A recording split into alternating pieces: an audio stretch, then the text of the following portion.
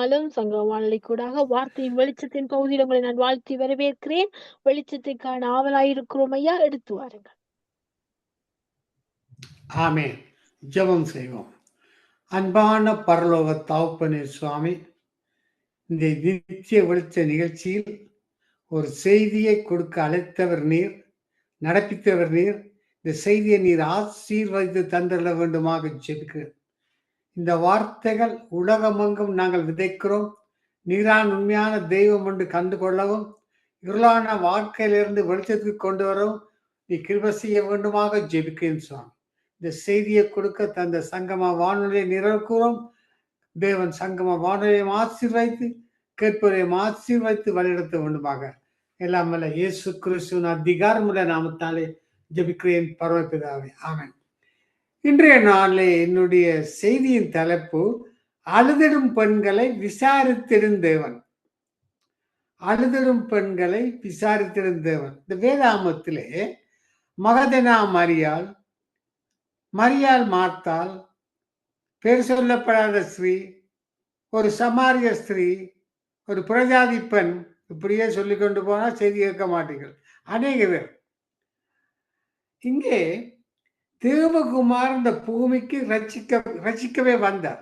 அதே சமயத்திலே சமுதாயத்தில் தூக்கி எறியப்பட்ட தாழ்ந்த தகுதியில்லாத பெண்களையும் இந்த பூமியில் அவர் தூக்கெடுக்க வந்தார். வெவ்வேறு சமயங்களில் வெவ்வேறு தேவனுக்காக இயேசு வந்த அநேக பெண்களை குறித்து சுவிசேஷங்களில் நாம் வாசிக்கிறோம். அவர்கள் ஒருவருடைய அலுவலை கூட இயேசு அசட்ட செய்து புறக்கணிக்கவில்லை. அழுகின்ற பெண்களிடம் அவர் எப்போதும் அன்பான வார்த்தையை பேசினார். அவர்களிடம் அவர் பரிவிடம் கேட்ட முக்கியமான கேள்வி யாதல், பெண்ணே நீ ஏன் அழுகிறாய்? இதுதான் அவர் கேட்ட கேள்வி. நானும் ஒரு முறை ரோட்டால போடும்பொழுது ஒரு சந்தியிலே ஒரு மூலையில ஒரு வாலிப பெண் அழுது கொண்டு இருக்குது. நகரா நிகழ்ச்சி போல அழுகுது. ஆனா கதறை இல்லை, குளறை இல்லை, நல்ல உள்ள அழுது கொண்டிருக்கு. நானும் தெரியாம போய் கேட்டேன், மகளே என்னத்துக்கு அழுது கொண்டு இருக்கிறீங்க? நான் நினைச்சேன் காசு எதுவும் கல்வெடுத்து போட்டாங்களோ, சங்கிலி அறுத்து போட்டாங்களோ, இதுதான் இந்த சிந்தனை. நானும் கிட்ட போய், மகளே ஏன் அழுகிறீங்கன்னு கேட்டேன். அங்கிள், என் பாய் ஃப்ரெண்ட் என்னை விட்டு வேறொரு பொண்ணோட ஓடிவிட்டால் நான் தாய்மை நிலையில இருக்கிறேன். வீட்டுக்கு போக முடியாத நிலைமை, உற்றார்களுக்கு போகாம நிலை, தடுமாறிக்கொண்டிருக்கிறேன். மீண்டும் அழுகுது. சரியா நாயகரா நிரூபிச்சான். அங்க பார்க்கத்தே இல்லை, அந்த கண்ணை பார்த்தாலே அப்படி. அப்ப நான் தெரியாம அடுத்த கேள்வி ஒன்றை கேட்டேன், நீ இப்ப என்ன செய்ய போறான்னு. அதுக்கு அவர் என்ன சொன்னா தெரியுமே, நான் தற்கொலைக்கு போறேன் என்றான். நான் don't delay do it quickly. வேற என்ன சொல்றது? தாயோட தகப்பனுக்கு சொல்லு கேளாம தாறுமாற அடர்ந்து போட்டு சந்தியில வந்து அதுதான் நாங்க என்ன செய்யறது. அது இன்னொரு சம்பவம் என்ன, அந்த பள்ளிக்கூட ஒரு வகுப்புல ஒரு ஒரு வாலிபன் அவனுக்கு 40 மார்க்ஸ் எடுத்திருக்கான். சந்தோஷமா பிள்ளைகளோட தங்க ஃப்ரெண்ட்ஸோட கொண்டாடுறான். அதே பள்ளியில படித்த ஒரு மாணவி அழுகுது. 98 மார்க்ஸ் எடுத்து ஓண்டு அழுகுது. ஏன்னா 2 மார்க்ஸ் குறைவா. இதுக்கு வருதான் இப்ப கவர்மெண்ட் 98 மார்க் எடுத்தாலும் ஏதான், 89 மார்க் எடுத்தாலும் ஏதான், அப்படி கொண்டு வந்தோட அந்த அழுகு நின்று போச்சு. சரி, இங்கே இந்த காலத்து பெண்களுக்கும் 2000 ஆண்டு வாழ்ந்த பெண்களுக்கும் வித்தியாசங்கள் கணக்கு இருக்கின்றது. இந்த காலத்து பெண்கள் நீர்வீழ்ச்சியை போல் அழுவார்கள். அந்த காலத்தில் சிறு அழுகை, ஆனா அதற்குள் காரமான அழுகை. காரமான அழுகையாண்ட என்ன?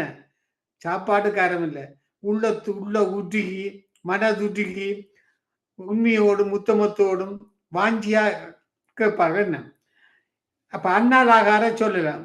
மரியாள் வந்து மனதுக்குள் அழுதாள். அவள் இப்படி மனதுக்குள்ளே அழுதாள். இங்கே மகதலேனா மரியாள் அதிகமா அழுதாள். சாத்தானோ அவளுடைய வாழ்க்கையை அழித்திருந்தான். பிசாசுகளும் ஒன்றன் பின் ஒன்றாய் அவளை பிடித்து கொண்டது. பேய் பிடித்து ஒரு கொடூர ஸ்திரீயாகவே அவள் நகரத்திலே கருதப்பட்டு எல்லோரும் புறக்கணித்தார்கள். இப்ப எங்கட ஊர்ல பைத்தியக்காரன் பைத்தியக்காரன் தான் சொல்லுவார்கள். எங்கட ஊர்ல நக்கல் அடிப்போம். அப்படித்தான் இவரே நக்கல் அடிச்சார். இப்போ வந்து பயப்பட தேவையில்லை. இப்போ ஒரு விசரன், உண்மையான விசரன் கத்தி கொடுக்கட்டு போனா நாங்க பயப்படவே தேவையில்லை. நாங்க என்ன நினைக்கிறது, அவன் ஐபோன்ல காய்ச்சி கொண்டு போறான். அவன் ஐபோன் இல்ல, உண்மையான பைத்தியக்காரன் தான். ஆனால் நாங்க நினைக்கிறது அவன் ஐபோன்ல காய்ச்சி கொண்டு போறான். ஐபோனுக்கு சோசம். அப்ப ஏன் இந்த மகதலா மரியாத பிசாசு இப்படி பிசாசுகளை அனுப்பி அவளை தன்பக்கம் கொடுத்து கொண்டான் தெரியுமா? இந்த வேதாந்தத்தை வழியா வாசிக்கும். பிசாசுக்கு தெரியும் இந்த மகதலே மரியாள் வேதாமத்தில் இடம் பெற போறான்னு பிசாசுக்கு தெரியும். பிசாசுக்கு வேதம் தெரியும், அது உங்களுக்கும் தெரியும். தியானிக்க தெரியாது. இந்த பிசாசுக்கு தியானிக்க தெரியாது. எங்களுக்கு தியானிக்க தெரியும், நாங்கள் செய்கிறோம் இல்லை. அப்ப என்ன நடந்தது? ஆண்டவர் அவளை சுகப்படுத்தினார். அதே போல பாவ சாக்கடையில் மூழ்கி போனவர்களை இயேசு எங்கன மீட்டெடுத்து ஆவிக்குரிய சிங்காரத்தில் அமர செய்ய முடியும் என்பதற்கு இந்த மகதலேனா மரியாள் ஒரு சிறந்த மாதிரியாக விளங்கினார்.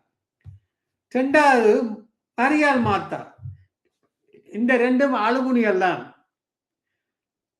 சகோதரிகளாக இருந்த இவர்கள் தங்கள் இல்லத்தை இயேசுவுக்கு திறந்து கொடுத்தார்கள். இவர்கள் இருவருமே தங்கள் ஆண்டோருக்காக ஓய்வில்லாமல் ஊழியம் செய்த எப்பொழுதும் மகிழ்ச்சியா இருந்தார். இதுதானியா பிரச்சனை.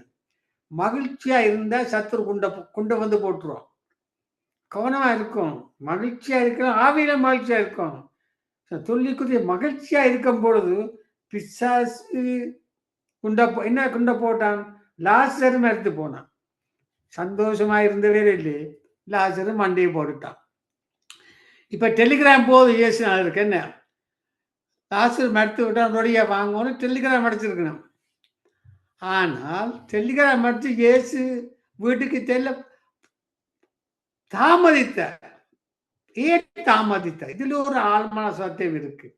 இப்ப டெலிகிராம் கிடைச்சோன்னு ஆண்டவர் உடனடியா போயிருக்கோம். என்ன ஆண்டவர் போக இல்லை. ஏன் ஆண்டவர் உடனடியா போக இல்லை? யோசிச்சு பாருங்க, கடுமையா யோசிக்க நான் சொல்றேன். 4 நாட்களுக்கு பிறகுதான் ஆண்டவர் போனார். ஏன் இந்த 4 நாட்கள்னு சொன்னா, அந்த காலத்துல முட்டாள்தனம். அந்த நாளத்துல ஒருவர் மரித்தா 4 நாள் மட்டும் உயிர் இருக்குமா? எப்படி 4 நாளுக்கு பிறகுதான் கன்ஃபார்ம் இவர் மரித்து போனார் என்று 4 நாளுக்கு பிறகுதான் கன்ஃபார்ம். அங்க அந்த காலத்துல தாமதித்து போனார். லாசர் மரித்து போனார். அதன் பிறகுதான் இயேசு அங்கு வந்தார். மரியாளும் மார்த்தாலும் ஏவரத்தில் 2 வித்தியாசமான முறையில் நடந்து கொண்டார்கள்.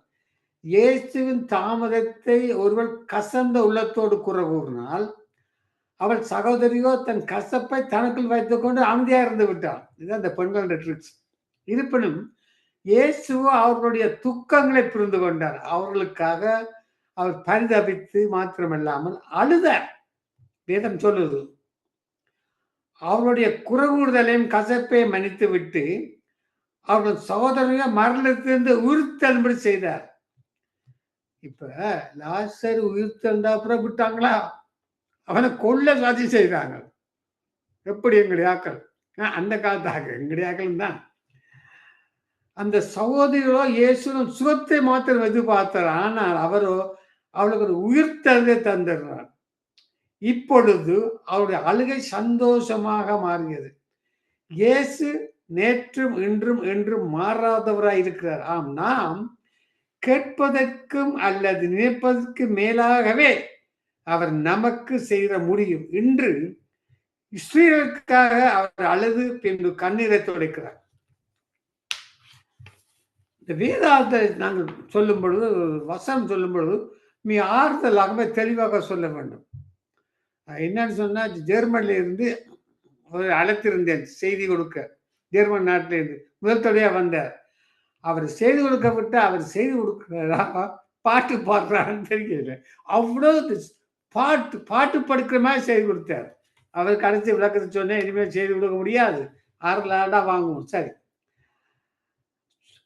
பேர் சொல்லப்படாத எல்லாருக்கும் தெரியும். அவள் தன்னுடைய சரீரத்தில் 12 ஆண்டு காலமா இரத்த பெருக்குடியாய் இருந்தால் அவளும் அதே மருத்துவம் சென்று பார்த்தா அவளுடைய ஆஸ்தி முழுவதும் மருத்துவருக்கு போயிடுச்சு. நான் கவனமா இருக்கணும். இந்த காலத்துல மருத்துவர், டென்டிஸ்ட், மந்திரவாதி, லோயர்கிட்ட போனீங்களோ ஆஸ்தி முழுவதும் வறுத்தெடுத்துருவாங்க போயிடாங்க. நாள்தோறும் இந்த காசு இருந்தபடியால் அவன் மிகுந்த பலையினம் இரத்த சோகையுடையவளாக இருந்தார். எத்தனையோ இரவுகள் தேவன் தன்னை சுமப்படி கெஞ்சிருக்க கூடும். மேசியா வருவார், இஸ்ரவேலின் சகல துன்பங்களில் இஸ்ரவேலை விடுதலை ஆக்குவார் என மிகுந்த ஆத்தோரம் காத்திருந்தார். ஆனால் 12 ஆண்டுகளாய் அவருடைய கூக்களுக்கு பதில் கிடைக்கவில்லை. திடீரென்று ஒரு நாள் மேசியா வந்துவிட்டார் எனவும் அவர் இன்று தன்னுடைய ஊருக்கு வருகிறார் கேள்விப்பட்டார். இயேசு வருகிறார் கேள்விப்பட்டார். இப்ப இந்த காலத்துல இயேசு வருகிறாண்டா ஒரு தினம் போக மாட்டான், ஊழியக்காரர் போக மாட்டான். ஒரு நடிகை வர்றாண்டா 10 மணிக்கு நின்றா பகல் 5 மணிக்கே லைன்லவே நிற்கும். இது பிசாசுகளை தந்திரம். இயேசுவை சுற்றி ஜனங்கள் நெருங்கி முண்டி எடுத்துக்கொண்டு நின்றார். இருப்பினும் இந்த பெரும்பாடுள்ள ஸ்திரீ எப்படியாயினும் அந்த கூட்டத்துக்கு சென்று இயேசுவின் வஸ்திரத்தையாவது தொட்டுவிட வேண்டும் என தனக்கு உறுதியான தீர்மானம் செய்து கொண்டார். இது இயேசுக்கு தெரியுமோ தெரியாது, அவருக்கு தெரியும். வரப்போறாய் தெரியும். இத்தனை பிரியமான ஸ்திரீ ஆண்களின் கூட்டத்தை கடந்து சென்று, பெண்களின் கூட்டத்தை கடந்து சென்று, பிள்ளைகளின் கூட்டத்தை கடந்து சென்று ஆர்வம் கரத்தை நீட்டி எப்படியோ அவருடைய வஸ்திரத்தை கொண்ட கீழ்ப்பதில் ஒரு ஓரத்தை விரலால் தொட்டு விட்டான். தொட்ட உடனே என்ன நடந்தது? சுகமானார். அவள் தொட்டது இயேசுவோட ஆடே. இந்த ஹீப்ரூஸ் எபிரேயர் வேதாம விளக்கம் கொடுக்குறாங்க. அந்த இயேசுனார் அந்த சால்வை அந்த உடுப்புல கீழே முடிச்சா இருக்கும். என்ன இப்ப நாங்களும் அப்படி போடுறோம், இயேசுனார் முடிச்சா போடுவோம். அதே விஷயம் இருக்கு. அந்த பெண் அந்த முடிச்சிய தொட்டாலாம், ஆடைய தொடவில்லை, அந்த முடிச்ச தொட்டாலாம். அந்த முடிச்சு வேர்ட் ஆஃப் காட், அதாவது தேவனுடைய வார்த்தை என்று எபிரேயர் விளக்கம் கொடுக்கிறார். இருக்கட்டும். உடனே என்ன நடந்தது சொல்லுங்க. என்ன ஆச்சரியம்! உடனடியாக சாட்சி கொடுக்கிறார். தொட்டது யார்? உடனே சாட்சி கொடுக்கிறார். இப்ப எங்களையாக்கள் சாட்சி கொடுக்கணும், அது வேற, இது வேற. இப்ப நீங்களும் கூட இது போன்று அறியப்படாத ஒரு சகோதரியாய் பல ஆண்டுகள் கண்ணீர் வடுத்துக் கொண்டிருக்க கூடும். பிறரிடத்தில் செல்வதற்கோ கூசும்படியான வியாதியினாலும் நீங்கள் கஷ்டப்பட்டு இருக்கக்கூடும். உங்களை ஆண்டவர் ஒருபோதும் ஏமாந்து போக செய்ய மாட்டார். அவரிடத்தில் வந்து விடுங்கள். இன்று கூட நம் அவரிடம் சென்று அவரை விசுவாசத்தினால் தொட்ட விட முடியும். இந்த இயேசு நம் வியாதிகளையும் நோய்களையும் சுமந்தபடியால் அவருடைய தழும்புகளால் குணமாகிறோம். அடுத்து யோவான் 4ஆம் அதிகாரத்தில் ஒரு சமாரியசு, உங்களுக்கு எல்லாம் அது தெரியும் கதை. இவனோட போட்டு பழைய கதையை போடுறான்னு நினைக்காதீங்க. ஏன்னா ஆவியானவர் ஒவ்வொருத்தருக்கும் ஒவ்வொரு வெளிப்பாட்டை கொடுப்பார். இந்த சமாரியஸ்ரீ அவருடைய வாழ்க்கை ஒரு புறக்கணிக்கப்பட்ட வாழ்க்கையாக இருந்த திருமணம் செய்து பின்பு மறு திருமணம் செய்து இவ்வாறு 5 முறை அவளுக்கு சம்பவித்து விட்டது. இப்போது அவளுடன் வாழ்ந்து கொண்டிருக்கும் மனுஷனோ அவளுடைய கணவர் கூட இல்லை. தன்னுடைய ஜீவத்தை குறித்து அவர் மிகவும் சரிப்படைந்தவராக இருந்தார். இப்ப பாருங்கள், யூதர்கள் சமாரியர் ஒரு தாழ்ந்த ஜாதி, கீழ்ப்பட்ட சார்ந்து நிந்திப்பார்கள். பொதுவாய் சமாரிய ஸ்திரீகள் தங்கள் கிராமத்துள்ள கிணற்றுக்கு காலையில சென்று தண்ணி கொண்டு வருவார்கள். ஆனா இவள் போனவள் மத்தியான நேரத்துல. ஏன் மத்தியான நேரத்துல போனால்? நல்ல வெயில் சுகமா இருக்கும் இல்ல. காலையில போனா மற்ற பாருங்க கிண்டல் எடுக்குங்க, எங்களுக்கு கொண்டு இவ கஞ்சி. எங்கடைய குலாச்சண்டையை பார்த்தா தெரியும். அப்ப தேவன் தரும் வார்த்தையில கூறி தங்களை விட்டு புறக்கணித்து விட்டார்கள். அவளுக்கோ சமாரியால் வெக்கமும் புறக்கணிப்பும் வருத்தமும். எனவே இது நிமித்தம் தன்னை சுற்றி ஒருவரும் வராத மதிய வேளையிலே அவள் கிணற்றுக்கு சென்றாள். நல்லா கவனிங்கோ. தன்னுடைய இவ்விதத்தில் ஒரு புருஷனை கிணற்றில் கண்டபோது ஆச்சரியம் அடைந்திருப்பார். இப்ப நாங்கள் கிணத்துல ஒரு ஸ்ரீ வந்து இப்பத்த காலத்துல ஒரு ஆம்பளைய கண்டா அது கதை வேற. மேலும் அந்த மத்தியான வேலையில அந்த கிணற்றண்டையில் அமர்ந்து அவளோடு பேசுவது காத்து கொண்டிருந்தது. இதெல்லாம் கர்த்தருடைய திட்டம் ஐயா. அப்பொழுது அவருக்கு இந்த தாகத்தை தன் சம்பாஷணையின் துவக்கமாய் வைத்துக்கொண்டு படிப்படியாய் ஜீவ தண்ணீரின் தேவையை அவளுக்கு அவர் உணர்த்தினார். முடிவிலே அந்த கிராமத்தை அழைத்து வந்து மறந்திருப்ப. இதுல ஒரு கேள்வி எனக்கு. இவ்வளோ விபச்சாரியன் இப்ப இவள் டவுனுக்கு போய் ஆகல கூட ஏய் விபச்சாரி போடி என்று சொல்லியிருக்கலாம் என்ன. ஆனா கர்த்தர் செய்தால் இவளுடைய முகத்துல ஒரு வெளிச்சத்தை கொடுத்திருப்பார். இவள் போனோன்னு அவள் விபச்சாரி என்பதை மறந்து விடுவார்கள். இது வேதாமத்தில் இல்லை, வேதாமத்தில் இல்லை, பிறகு தேடாதீங்க. அவள் சமுதாயத்தால் பணிக்கப்பட்டு தள்ளப்பட்ட ஸ்ரீ, தாழ்ந்த ஸ்ரீ. இப்ப ஒரு நற்செய்தி, ஆண்டவரை பற்றி நற்செய்தி கொடுக்கிறார். பாருங்க, ஆண்டவர் எவ்வளவு அருமையானவர் என்ன. அதாவது சமுதாயத்திலேயே புறக்கணித்து தள்ளப்பட்ட ஸ்திரீகளுக்கு இயேசு எவ்வளவாய் நம்பிக்கை தருகிறார். நீங்களோ ஒடுக்கப்பட்டவர்களாய், அற்பமாய் கருதப்படும் தாழ்ந்த ஜாதி பெண்களாய், உங்கள் உரிமைகளுக்காக போராடி ஒருவரும் கூட இல்லாதவராய் இருக்கக்கூடும். உங்களுக்கு இது ஒரு நற்செய்தி. ஸ்ரீயை இனி நீங்க அழைத்தவே இல்லை, உங்களுக்காகவே மீட்பர் வந்து விட்டார். நீங்க அழைத்தவே இல்லை. ஓடி வாங்க சங்கம் வானொலிக்கு, வார்த்தை வச்சத்துக்கு ஓடி வாருங்க, நித்திய வச்சதுக்கு ஓடி வாருங்க. ஓடி வரும் பொழுதுதான் கர்த்தர் உங்களை பார்ப்பார். சும்மா வீட்டுக்கே இருந்து அழாங்க, தாளந்தான் வந்து கொடுங்க. அடுத்து ஒரு கானானிய ஸ்திரீ, மத்தேயு 15 வாசிக்கிறோம். அவளும் தெரிந்து கொள்ளப்பட்ட சந்ததி அல்ல, இருப்பினும் தேவன் அவள் மீது அக்கறை கொண்டிருந்தார். பாருங்கள், இதிலே தேவனுடைய திட்டங்கள். தேவனுக்கு தெரியும் அந்த ஒரு கானானிய ஸ்திரீ தன்னிட்ட வருவார், ஆண்டவர்களெல்லாம் தெரியுமே, அதெல்லாம் பிளான். அவள் மகளுக்கு பல ஆண்டுகளை அசுத்தாய் பிடித்தது. அப்ப அந்த மகளுக்கு ஒரு அசுத்தாவி, எங்கே யாரும் சென்று உதவி கேட்பது என்று தவித்துக் கொண்டிருந்தார். அந்த நாட்களில ஒரு கிராமத்திலிருந்து இஸ்ரேல் தேசத்துக்கு பயணம் செய்வது கடினமான காரியம். பயண செலவு மிகவும் அதிகம்.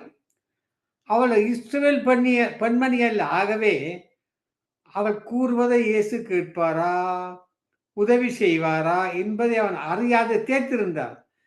தன்னுடைய மகள் சுகமாக முடியும் என்ற நம்பிக்கை முழுவதும் சூழல் இருந்தது. அவருக்கு தெரியும், எப்படியாவது நான் இயேசுகிட்ட போக வேண்டும்.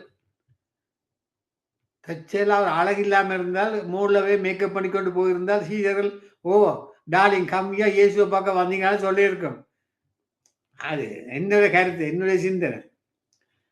இயேசு கலிலேயாவிலிருந்து நடந்து சென்று அவள் சொந்த ஊருக்கு சுமார் 50 மைல் அருகே நெருங்க போது அவளுக்கு உதவி செய்யும்போது வந்து விட்டார். பார்த்தீங்களா, இயேசு சந்தித்த போது ஒரு புரஜாதி பெண், ஆனா இவள் வந்து ஒரு சபிக்கப்பட்ட தேசத்திலிருந்து வந்தவள். வேதாமம் சொல்லுது, பிரஜாதி பெண், யாரும் தகுதியற்றவள், தகுதியற்றவள். என்ன அப்ப என்ன நடக்குது பாருங்க. அவங்க ஒரு நல்ல ஒரு சம்பவம் நடக்கு. ஒரு நாயின் சாணத்தை நாய், அங்க நாய் என்று சொல்ல யார கனாசியன் நாய், எங்கட நாய் என்று சொன்னா விடுவோமா? அந்த காலத்துல எங்கட இலங்கை தமிழ்ல என்ன சொல்லியிருப்போம், இப்ப இல்லை. ஆண்டவரை ஏற்றுக்கொண்டா விட என்ன யாரும் நாயண்டா, அது உங்களுக்கு என்னத்துக்கு இப்ப வேண்டாம். பிள்ளைகள் சாப்பிடும் மேஜையிலிருந்து விழும் துணிக்கியாவது நான் சாப்பிடட்டும் என ஆண்டோடு வேண்டுகிறார். பார்த்துக்கிறார். ஆண்டவருடைய கரத்திலிருந்து விழுமுறை துணிக்க தன் மகனிடம் பிசாசை துரத்துவதற்கு போதுமானது என்று அவள் விசுவாசித்தாள். என்னே அவளது அற்புத விசுவாசம். அவளுடைய விண்ணப்பத்தை இயேசு ஏற்றுக்கொண்டு உடனடியாக பதில் தந்து விட்டார். அவருடைய மகள் சுமார் 20 மைல் தள்ளி இருந்தாலும் அந்த வேரில் உடனடியாக விடுதலை பெற்றார். அவருடைய நீண்ட கண்ணீர் வருடங்கள் மாறி அந்நாளில் மகிழ்ச்சியும் ஆழ்ந்த சிரிப்பும் இடம்பெற்றது. அவர் கண்ணீருக்கு பதில் கிடைத்த பொன்னா. பாருங்க, என்ன பிரச்சனை இருந்தாலும் இந்த பிசாசு பிடித்திருந்தா உடனே மந்திரவாயிடணும். அவன் உள்ள சொத்தெல்லாம் அறுத்துருவான். என்ன பிரச்சனைனா இயேசுவுடன் தான் வர வேணும் ஐயா, வேற வழி இல்லை. உங்களுக்கு என்ன உபத்திரமோ துன்பமோ செய்தி கொடுத்தாவே அருமையான செய்தி. தொல்லை என்ன வந்தாலும் ஆண்டோடு தான் வரணும். இந்த கானான ஸ்திரீ எத்தனை அருமையான சாட்சியா இருக்கிறார். அன்பார்ந்த தாயே, நீங்களும் அவளைப் போலவே நம்முடைய அன்புள்ள ஆண்டவரை முழு இருதயமாய் தேடிவிட நாடுங்கள். உங்கள் கண்ணீர்களையும் அவர் கண்டிருக்கிறார், துருத்தியில் சேர்த்து வைக்கிறார். உங்கள் தேவை என்பது அவருக்கு தெரியும். ஒரு வேளை உங்கள் பிள்ளை உங்களை விட்டு வெகு தொலைவில் வசித்துக் கொண்டிருக்கலாம். ஆகிலும் இந்த கானானிய ஸ்திரீ செய்ததைப் போலவே தூரத்தில் இருக்கும் உங்கள் பிள்ளையத்தை மானுடைய பாதவடிக்கு நீங்க கொண்டு வர முடியும். சரியோ? எல்லாம் ஆண்டோடு செய்யலாம் ஐயா. இப்ப இதுல பார்க்க போனா எனக்கு கிடக்கு மட்டும் நச்சேன். நீங்கள் ஒரு நாய் இல்லை, நாங்கள் நாய் இல்லை, நாங்கள் சொந்த குமாரத்து.